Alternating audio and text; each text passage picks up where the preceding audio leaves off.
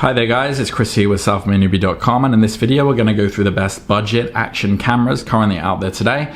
Now I've tried to keep this list as comprehensive as possible, narrowing it down to my absolute favorite top 5 picks, so no matter what you're looking for, there'll definitely be something in this list for you. So before we jump in, drop a like and subscribe and turn on the bell to be updated with new videos.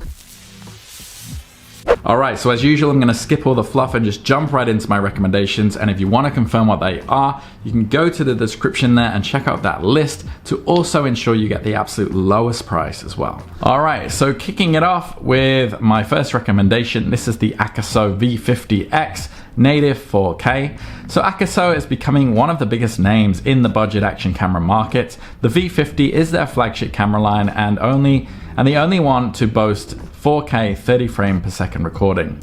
Although you probably haven't heard of its predecessor, the AKASO V50X is the upgraded V50. In specs, however, it is much more comparable to the older V50 Pro than the V50. And like the V50 Pro, it features a 2-inch IPS touchscreen, adjustable viewing angle, Wi-Fi, and gyroscope. The 20 megapixel Sony sensor produces amazing daylight footage and pretty good nighttime video recordings. The ability to record at up to 170-degree wide angle also means you won't miss anything in your shots. Compared to the V50, the touchscreen is definitely the most welcome new addition, bringing it closer to GoPros, which have featured them since the relatively old Hero 5 model. This isn't the only native 4K camera that retails either for $100. However, this is maybe my favorite for under $100 for two big reasons. A big advantage going for a relatively well-established company like AKASO is that their firmware is regularly updated and support for their product range is really good. The AKASO V50X also generously includes a huge accessory kit featuring things like a remote control, 12 different mounts, and a waterproof case. So you're really going to get everything inside that accessory box. The next one on my list is the EightMan Trower, if I pronounced that correctly, Trower. One of the cheapest native 4K action cameras you're going to find. The EightMan Trower does everything you need to start recording high quality videos with electronic image stabilization. Previously, it one-upped the AKASO V50 with its bigger 1350 mAh batteries, which gave it a superior battery life. However, the V50X now also has those batteries, which nullifies that advantage. Both, though, can continuously record for an impressive 180 minutes at 1080p. Compared to the AKASO V50X, its f1.8 lens and Panasonic image sensor allows it to capture higher resolution 20 megapixel still images, but really I don't care much if my action camera takes 12 or 20 megapixel photos if you can make a trade-off in price. On the flip side, the Trower's 2-inch IPS Retina display isn't touchscreen, which makes controlling the camera a little bit more troublesome. And it's true that 90% of the time you're only looking to hit the record button, but the other 10% of the time there's no touchscreen to really navigate awkward menus. Overall, the EightMan Trower is another great native 4K camera, but it is still only going to be my second pick. The next one on my list is the E4K action and sports camera. That's E spelt Y-I. That's Chinese pinyin, I guess. And it's no secret that E are GoPro's biggest competitor, with the image quality of the E 4K Plus often being directly compared to the GoPro Hero series. The 4K Plus's younger brother, the E4K, can often be picked up for less than $100. And with 4K at 30 frame per second recording, the ability to capture 12 megapixel raw stills with EIS, and a nice scratch resistant Gorilla Glass 2.2-inch touchscreen display, the E4K is just a very solid action camera. However, the overall package is a little bit expensive for what it is. It doesn't feature an accessory pack either, something you'll normally get when purchasing a cheap action camera.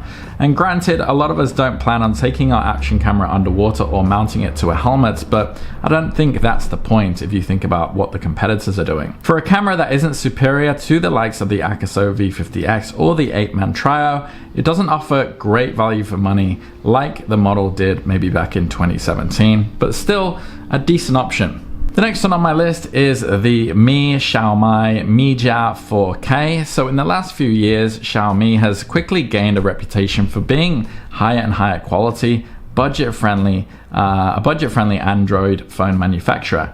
Now it appears that they are having a stab at the action camera market as well.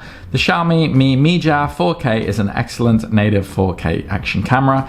Capture quality is on par with the V50X and the E4K. The camera itself, though, does look really sleek and really nice. While the Mijia 4K generated a lot of hype around its release, it hasn't done particularly well, partly because it is a little bit expensive. It does cost over $100, and it also doesn't do 4K at 60 frames per second, and maybe partly because its maximum field of view is limited to only 145 degrees. But overall, it's a decent camera, but it doesn't really shake up the market in any way, but I still think it should be on this list. Now, the next one on my list, I'm gonna go even lower, and this is my favorite budget option. This actually runs under $50, and this is the Dragon Touch 4K action camera. So if you're simply looking for the cheapest entry-level action camera, look no further than the Dragon Touch 4K Vision 3. It costs less than $50 and does a decent job of recording HD at also 60 frames per second. So higher resolution recording, up to 4K at 30 frames upscaled is also possible. Like most budget action cameras on the market, there is no shortage of bundled accessories. Put in the waterproof housing and suddenly you also have an underwater camera. The included wrist strap remote is quite basic, but it does the trick for taking photo and capturing video without having to touch the camera itself.